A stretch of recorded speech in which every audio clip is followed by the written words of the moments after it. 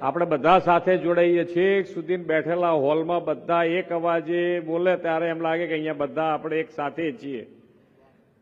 ભારત માતા કી. છેલ્લી ખુરશી વાળા ભાઈએ હાથ ઉદ્ધાર કરીને કીધું છે એટલે તમારો હવે તમારી વાત મેં છેક સુધી પહોંચાડી દીધી છે.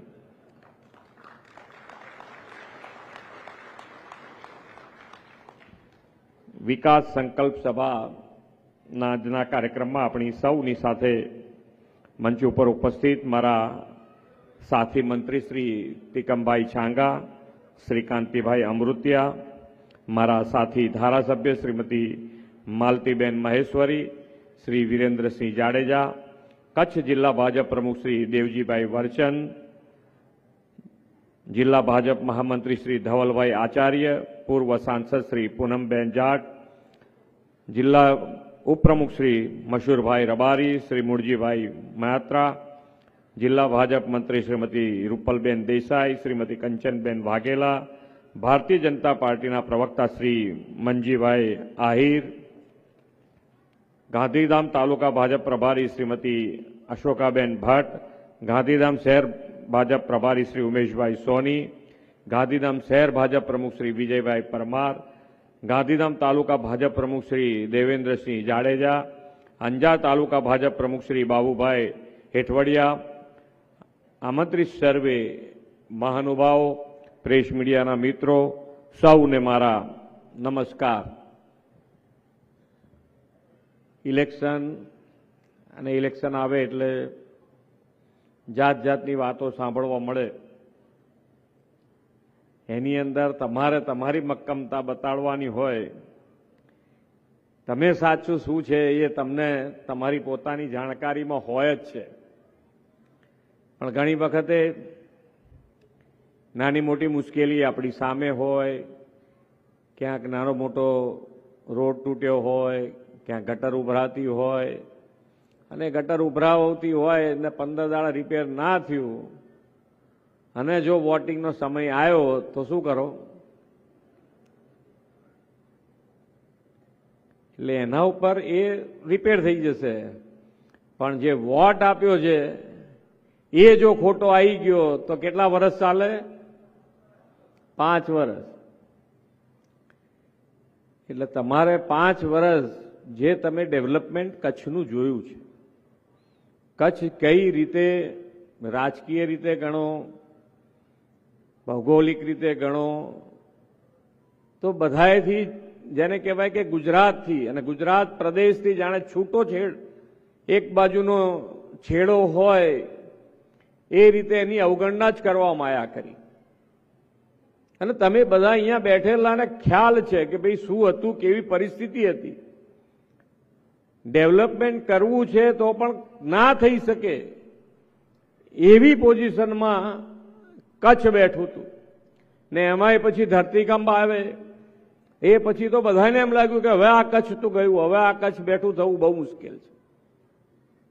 પણ માનનીય વડાપ્રધાનશ્રીની કુનેથી આજે અને તમારા બધાનો પરિશ્રમ છે, તમારા બધાની એક તાકાત છે. તમે બધાએ આ કેટલી બધી મુશ્કેલીઓ જોઈ છે અહીંયા, વાવાઝોડાથી માંડીને બધી મુશ્કેલીઓ, અને બધી મુશ્કેલીઓમાં એક તાકાતથી ફરીથી બેઠા થવાનું જે જનૂન છે તમારામાં, એમાં માનનીય વડાપ્રધાનશ્રીએ એ વખતે જ્યારે મુખ્યમંત્રી હતા ત્યારે અહીંયા પૂરી તાકાતથી સરકાર તમારી સાથે ઊભી રહી અને તમારી મહેનત અને પરિશ્રમ રંગ લાવી આજે જુઓ કચ્છ જિલ્લો સૌથી વધારે વિકસિત જિલ્લો બનીને ઉભો રહી ગયો. ડેવલપમેન્ટની આપણે વાતો કરીએ છીએ, પણ ડેવલપમેન્ટ કઈ રીતે કરવું? તમે પહેલા જુઓ તો ના પાણીની વ્યવસ્થા હોય, ના લાઇટની વ્યવસ્થા હોય, ના ઇન્ફ્રાસ્ટ્રક્ચર એટલે કે રોડ રસ્તા ના હોય. તમારે ડેવલપમેન્ટ કરવું હોય તો કેવી રીતે કરી શકો? એ જે પદ્ધતિ માનનીય વડાપ્રધાનશ્રીએ જે વિકાસની રાજનીતિ શરૂ કરી, અને એ વિકાસની રાજનીતિમાં સૌથી પહેલું એમણે હંમેશા કીધું છે કે હું કોઈ દાડો નાનું નથી વિચારતો. લાઇટની પરિસ્થિતિ તમે જોયેલી છે, આખા ગુજરાતમાં શું પરિસ્થિતિ, બધા એટલું જ કહેતા હતા. એમની પાસે ડિમાન્ડ કરવા ગયા ખેડૂતો તારે એવું કહેતા હતા કે ભાઈ અમને વાળું ટાઈમે લાઇટ મળી જાય તો ઘણું છે સાહેબ. પણ માનનીય વડાપ્રધાન શ્રી હંમેશા આખું મોટું વિચારવાવાળા વ્યક્તિ, અને એમણે આખી ગુજરાતમાં 24 કલાક વીજળી 365 દિવસની વ્યવસ્થા ઊભી કરી. વીજળીની વ્યવસ્થા થઈ, સાથે સાથે પાણીને આપણે આપણી સંસ્કૃતિમાં તમે જુઓ તો કોઈ પણ ગામ જ્યારે વસતું હોય તો એ નદી કિનારે જ્યાં પાણીની વ્યવસ્થા હોય ત્યાં ગામ ઊભું કરતા. હવે એ પાણી જ ના હોય તો કેવી રીતે આગળ વધવું? તો એના માટેની પણ સુંદર આયોજન માન્ય વડાપ્રધાનશ્રીએ નર્મદાના પાણી જે સમુદ્રમાં વહી જતા હતા, એક ઉત્તર ગુજરાતથી માંડીને કચ્છ અને કચ્છથી માંડીને સૌરાષ્ટ્ર આખામાં નર્મદાના પાણી છેક સુધી પહોંચાડ્યા. નહીં તો આ નર્મદાનું પાણી અહીંયા આવે એવી વાત જ કોઈ માનવા તૈયાર નહોતું. પણ આજે અહીંયા આગળ આ વ્યવસ્થા ઊભી થઈ અને તમારા ઘર સુધી પહોંચે. લોકોએ ખૂબ વિશ્વાસ કર્યો છે માનનીય વડાપ્રધાનશ્રીના ઉપર, જે વિશ્વાસ કર્યો છે, અને વિશ્વાસના કારણે એમણે જે કામ કરવાનું, એ કામ કરવાની તાકાત જે મળી, અને તાકાતનું પરિણામ શું, તો એમણે જે કામ કીધા છે એ જમીન તર ઉપર ઉતારીને બતાડ્યા, અને એનો લાભ આજે આપણને મળી રહ્યો છે. અને એટલે જ થઈ શકે. આજે તમે જુઓ તો ગ્રામ્ય સ્તરે પણ મલ્ટી સ્પેશિયાલિટી હોસ્પિટલ બની છે આપણા ગુજરાતમાં. ગ્રામ્ય સ્તરે મલ્ટી સ્પેશિયાલિટી હોસ્પિટલ કેવી રીતે બને? તો ત્યાં આગળ પાણીની વ્યવસ્થા છે, લાઇટની વ્યવસ્થા છે, રોડ રસ્તા છે, કનેક્ટિવિટી છે, અને સાથે સાથે દુનિયાની સૌથી મોટી સારામાં સારી યોજના જે આપણા ભારત દેશમાં બની છે, યોગથી આયુષ્યમાન કાર્ડ. આયુષ્યમાન કાર્ડ એવી વ્યવસ્થા માનનીય વડાપ્રધાનશ્રીએ ઊભી કરી, દુનિયામાં ક્યાંય નથી. તમે જોઈ આવજો જ્યાં આગળ જવું તો. કાલે હું એક કહેતો હતો કે ભાઈ ફોરેન વાળાને ત્યાં આગળ તમે એપેન્ડિક્સ થયું હોય તો એપેન્ડિક્સ માટે ટાઈમ લેવો તો ટાઈમ તમને 15 દાડે 20 દિવસે આપે. ત્યાં સુધીમાં તો માણસનું શું થાય એ આપણને ખબર નથી. તો ત્યાંથી રેગ્યુલર જે ફોરેન જાય છે એ ભાઈ ત્યાં બેઠા હતા, ગઈકાલની મહેસાણાની વાત કરું છું, તો કે એ ત્યાંથી ઇન્ડિયા પાછા આવી જાય છે. કે સાહેબ ત્યાંથી ઇન્ડિયા પાછા આવી જાય છે ને અહીંયા ઓપરેશન કરીને પાછા જાય છે. આ તાકાત માન્ય વડાપ્રધાનશ્રી આપણા દેશની ઊભી કરી છે. આ 5 લાખનું કાર્ડ નથી, આપણી તાકાત બની છે. નાનો માણસ, સામાન્ય માણસ હોય એને કેટલી તાકાત ઊભી થઈ છે. મા બાપની સેવા કરવાનું મોટું સાધન બની ગયું. મા બાપ પણ આપણા ત્યાં તો કોઈને કહે નહીં, બીમાર થયા હોય તો કોઈને કહે નહીં, દીકરાને ક્યાં દેવું વધારવું, આપણે દીકરાનું દેવું ક્યાં વધારવું એમ કરીને બોલે નહીં. એવા સંજોગોમાં આ કાર્ડ અત્યારે અહીંયા બેઠેલા કેટલાય પાસે હશે કાર્ડ, અને રોજે રોજ આપણા વિસ્તારમાં આ કાર્ડનો ઉપયોગ થાય છે. મલ્ટી સ્પેશિયાલિટી હોસ્પિટલ કે સરકારી હોસ્પિટલ કોઈ પણ જગ્યાએ જઈ અને આ કાર્ડનો ઉપયોગ કરી અને એનું સ્વાસ્થ્ય સુધારી અને ઘરે પાછો આવે. અને સ્વાસ્થ્ય હોસ્પિટલમાં ગયા પછી એને ઘરે પાછા જવાનું, ટ્રીટમેન્ટ મળી ગયા પછી પાછું સારા થયા પછી ઘરે જવાનું હોય, એના માટે પણ સરકાર 300 રૂપિયા આપે. 300 રૂપિયા. યોગથી આયુષ્યમાન એટલે તમે બીમાર ના પડો એ જ અગત્યતા છે. યોગનો પણ આજે જુઓ તમે, યોગ કરી શકતા નથી આપણે. ભાગદોડવાળી જિંદગીમાં યોગ થયો ના થયો અને બીમાર પડ્યા તો આ વ્યવસ્થા આયુષ્યમાન, આપણે તો ગુજરાતમાં એને 10 લાખ રૂપિયા સુધીની વ્યવસ્થા કરી છે. 5ની 10 લાખ રૂપિયા કરી. એટલે ખૂબ સારી રીતે જે ડેવલપમેન્ટ કહીએ, આજે આપણે સેવા કરવી છે, પ્રજાજનોની સેવા કરવી છે, તો કેવી રીતે કરી શકાય, કયા સ્કેલમાં થઈ શકે, કેટલી સ્પીડમાં થઈ શકે, એ માન્ય નરેન્દ્રભાઈ દેશ અને દુનિયાને બતાડ્યું છે. ડોક્ટરોની વ્યવસ્થા, ડોક્ટરો તો કઈ એક દિવસમાં તો ના બની જાય, પણ સીટો જ કેટલી હતી ગુજરાતમાં? ગુજરાતમાં સીટો જ ખાલી 1100 સીટો હતી. 1175 કેવી સીટો હતી. આજે આપણે ત્યાં 7000 સુધી પહોંચ્યા છે. એ ધીમે ધીમે વધારતા જે જિલ્લા લેવલે એક મેડિકલ હોસ્પિટલ અને સ્કૂલ આપણે કોલેજ ખોલી રહ્યા છે. દરેક જિલ્લે એક મેડિકલ કોલેજ હોય એ રીતનું આયોજન કર્યું છે. અને ત્યારે આપણે આ સેવામાં પહોંચી વળીએ છીએ.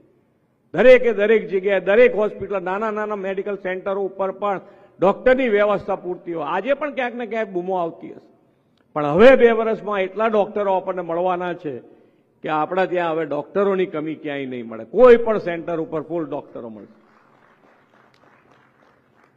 સેવા કરવાની કેવી રીતે કરવાની? ઇલેક્શન આવે એટલે તો તમે અહીંયા આગળ બધા બેઠા છો, અહીંયા ઇન્ડસ્ટ્રીયલિસ્ટ ઘણા બધા બેઠા છે. ખ્યાલ હશે કે ભાઈ રોજગારીની વાતો કરીએ આપણે, પણ રોજગારી માટેનું આયોજન તો કહો. બેરોજગારી બૂમો પાડવાથી શું થાય? આયોજન બોલો કે ભાઈ આવું અમે આયોજન કરી શકીએ, તમે નથી કરી શકતા. ક્યાં એક તમારા સ્ટેટમાં બતાવો ક્યાં કર્યું બતાવ્યું હોય તો. ખાલી બોલવાથી શું થાય? માનનીય વડાપ્રધાનશ્રીએ 2003માં વાઇબ્રન્ટ શરૂ કર્યા પછી આ ગુજરાતમાં જે આંતરરાષ્ટ્રીય લેવલે જે 500 મોટી કંપનીઓ છે એમાંથી 100 થી વધારે કંપનીઓ આજે ગુજરાતમાં છે. 100 થી વધારે કંપની. એમએસએમઈ તમે જુઓ, એમએસએમઈની શું પોઝિશન? માનનીય વડાપ્રધાનશ્રી જ્યારે અહીંયા મુખ્યમંત્રી હતા ત્યારે 1.83 લાખ એમએસએમઈ હતી. નાની ઇન્ડસ્ટ્રીઝ જે કહીએ, નાના કારખાના જે કહીએ એ 1.83 લાખ હતા. 2001-2ની વાત કરું છું. આજે એ 27 લાખને પાર થયા છે. 27 લાખને પાર થયા નહીં, 27 લાખને પાર થયા છે તો અંદર નોકરીઓ બી હશે. આજે ટેક્સ પણ જુઓ, ટેક્સની રિકવરી જુઓ, જીએસટીમાં કેટલો ટેક્સ આવે છે. કેન્દ્ર સરકારમાં એક આંકડો તો એક જ મહિનામાં 1.85 લાખ કરોડ રૂપિયા ટેક્સ વસૂલાયો છે. રેકોર્ડ બ્રેક ટેક્સ આવ્યો છે. ટેક્સ ક્યારે ભરે માણસ? વેપારી માણસ ક્યારે ટેક્સ ભરે? એનું પોતાનું ચાલતું હોય તો ટેક્સ ભરે ને, તો કેવી રીતે ટેક્સ ભરે? અને સાચા માણસને કોઈ તકલીફ નથી પડતી અને ખોટાને દંડ થાય છે એવું પ્રસ્થાપિત માન્ય વડાપ્રધાનશ્રી કર્યું એટલે આજે ટેક્સની આટલી આવક છે. આજે બધાને એવું હતું કે ભાઈ કાશ્મીરમાં તિરંગો ફરકાય જ નહીં, ક્યારે ફરકશે કંઈ ખબર નથી. પણ આજે તમે કાશ્મીરમાં જુઓ, તિરંગો ફરક તો થઈ ગયો. કાશ્મીરમાં તિરંગો ફરક તો થઈ ગયો. કાલે હું એક આ બધી સોશિયલ મીડિયામાં રીલ જોતો તો એમાં એક રીલ આવી કે ત્યાંના મુખ્યમંત્રી ક્યાંક પેલા એમાં જતા હતા, પેલું ઓપનિંગ કરે ને એમાં રિબિન કાપે ને, એમાં કોઈકે તિરંગાની પટ્ટી મારેલી હતી. તો એમણે ના પાડી કે હું આ નહીં કાપું. આ તાકાત ઊભી થઈ ગઈ. તમે જુઓ તો ખરા.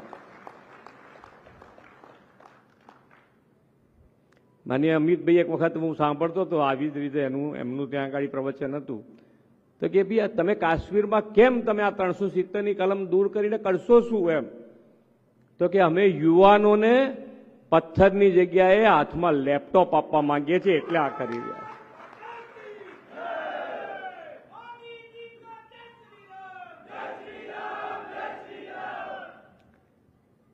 જ્યારે મહાનગરપાલિકાની વાત થાય છે ત્યારે હું એટલું કહી શકું કે આયોજનબદ્ધ રીતે ડેવલપમેન્ટ કરવુંનું, ડેવલપમેન્ટ માટે આગળ ક્યારે વધવું, કેવી રીતે આગળ વધવું, રસ્તા નવા બનાવવા, પાણી માટેની વધારે વધારે આયોજન કરવું, ભવિષ્યનું આયોજન કરવું, એ બધાની જ અંદર તમે જુઓ તો અત્યારે આપણે આયોજનબદ્ધ રીતે આગળ વધી રહ્યા છીએ. એક પેડ માં કે નામ એટલે એક આપણે ગ્લોબલ વોર્મિંગની વાતો કરીએ, એમાંથી બહાર નીકળવા માટેનો રસ્તો જ એક છે કે જેટલું ગ્રીન કવર વધારીશું એટલા ઝડપથી એનીમાંથી બહાર નીકળીશું. પાણી બચાવવાની વાત છે. અત્યારે આપણી પાસે પાણી છે એટલું છે, પણ ભવિષ્યનું શું? તો ભવિષ્ય માટે આજથી જ બચાવવાની વાત છે. કેચ ધ રેન અંતર્ગત જેટલું વરસાદનું પાણી ટીપે ટીપો આપણે સંગ્રહ કરી શકીએ તો સંગ્રહ કરવાનો, ના કરી શકીએ તો જમીનમાં ઉતારવાની વ્યવસ્થા આજે પણ આખા દેશમાં મુહિમ માન્ય વડાપ્રધાનશ્રી ચલાવી રહ્યા છે. ને આપણે ગુજરાતમાં પણ દરેક ધારાસભ્યને 50 લાખ રૂપિયા આના માટે જ વાપરવા માટેની ગ્રાન્ટ મળે છે. તમે આંગળી સીધાનું પૂલ લઈ શકો છો. તમારે જ્યાં પાણી ભરાતું હોય ત્યાં એમના હાથે રિચાર્જિંગ બોર બનાવડાવી દો અને ત્યારે પાણી ઉતારવા. સ્વચ્છતા હવે આપણને બધાને ગમે છે, ધ્યાન નથી આપતા, ક્યાંક નખાઈ જાય છે, વસ્તુ જુદી છે.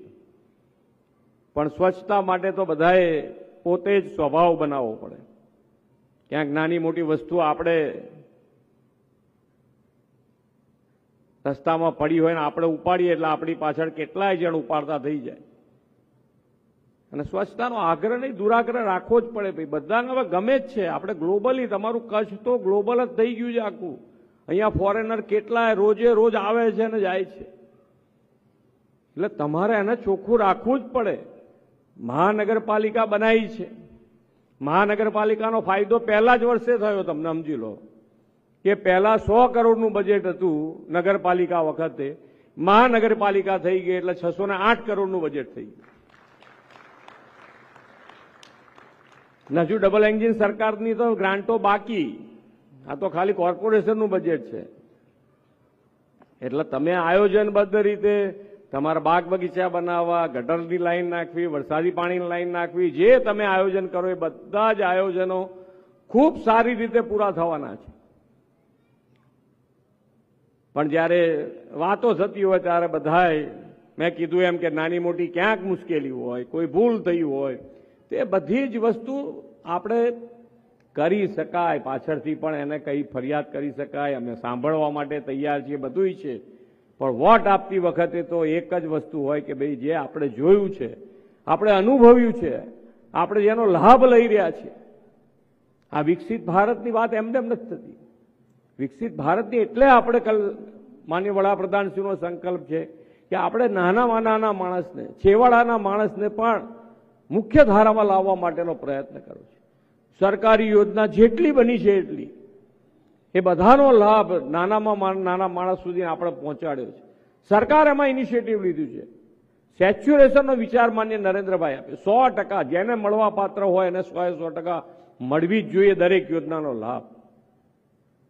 અને ત્યારે આપણે જે સંકલ્પ માન્ય વડાપ્રધાનશ્રીનો છે કે 2047 સુધીમાં ભારત વિકસિત ભારત બનવું જોઈએ, એ વિકસિત ભારત માટે આપણે વિકસિત ગુજરાત, અને વિકસિત ગુજરાતનો સંકલ્પ શું હોઈ શકે?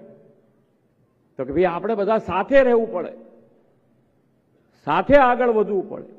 અને એ જ કાર્યમંત્ર છે એમનો તો. સૌનો સાથ, સૌનો વિકાસ, સૌનો વિશ્વાસ, સૌનો પ્રયાસ. આ જ કાર્યમંત્ર છે બધાય માટે. તમે કોઈ પણ સમાજ જુઓ, ઇન્ડસ્ટ્રી જુઓ, કોઈ બી, બધા સાથે રહે તો જ તમે આગળ વધી શકો. પણ એક જણ કંઈક સારો નવો વિચાર આપે ને એક બાજુથી ખેંચવાનું ચાલુ કરો શું થાય?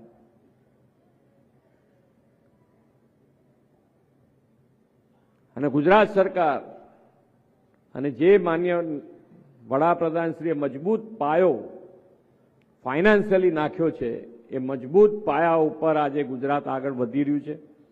અને આજે પણ આખા દેશમાં ફાઇનાન્શિયલ ડિસિપ્લિનમાં ગુજરાત નંબર 1 પોઝિશન ઉપર છે. Number 1 position. અને આજે જુઓ તમે ગુજરાતમાં અહીંયાથી અહીંયા બધા કહે છે કે ભાઈ જેટલા તમે કામ લઈને આવ્યા, આયોજનબદ્ધ રીતે લઈને આવો તમે. એક કામ આ વર્ષે નહીં તો આવતા વર્ષે થઈ જ જવાનું છે. કોઈ કામ બાકી નહીં રાખીએ તમારા જે કામ હશે. પણ ફક્ત આપણે બધાએ પણ જ્યારે જ્યારે ઇલેક્શન આવે ત્યારે ધ્યાન રાખવાનું કે આપણી ઇન્ડિવિજ્યુઅલ, ધારો કે તમને ભૂપેન્દ્રભાઈ માટે વાંધો છે તો ભૂપેન્દ્રભાઈનો વાંધો મારા સર આંખો ઉપર, પણ એના હિસાબે કમળને વોટ આપવામાં ક્યાંય ભૂલ નહીં કરવાની. કમળના આપણે બધા જ 26મી તારીખે ખૂબ મોટા મતદાન સાથે ભારતીય જનતા પાર્ટીના દરેક ઉમેદવારને જીતાડીએ, એ જ અભ્યર્થના સાથે વિરમું છું. ભારત માતા કી જય. વંદે માતરમ. જય જય ગરવી ગુજરાત.